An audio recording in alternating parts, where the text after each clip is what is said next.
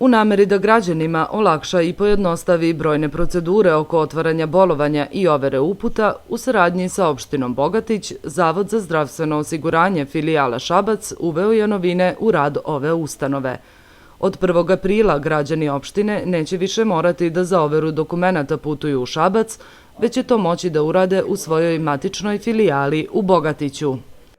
Jako dobra stvar je što građani sa teritorije opštine Bogatić više ne moraju da putuju u Šabac, mogu sve poslove koji se odnose na overu uputa, pomagala, produžetak bolovanja ili za banje, da reše ovde u ovoj ispostavi u Bogatiću i naravno u dogovoru i saradnji sa opštinom Bogatić. U nekoj smo fazi preseljenja i čekamo da se preselimo u bolje i konfornije prostorije u kojima ćemo pružiti kvalitetniju uslugu našim osiguranicima.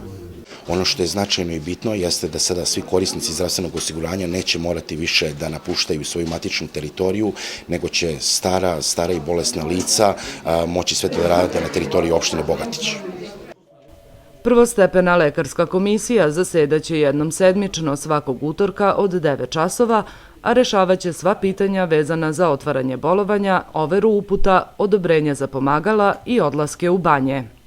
Ova dva naša dolaska lekarske komisije su pokazala da ima posla i da smo za ova dva dolaska imali oko 150 predmeta, znači to je jedno 3 autobusa građana nije moralo da dolazi u Šabac zbog svojih potreba.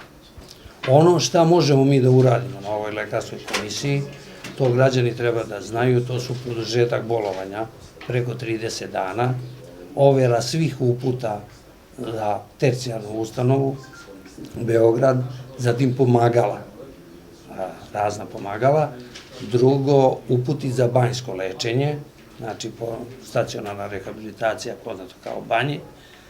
Sadašnje prostorije filijale u Bogatiću nalaze se na drugom spratu, što osobama sa invaliditetom, starim i bolesnim predstavlja veliki problem i otežava korišćenje usluga zavoda.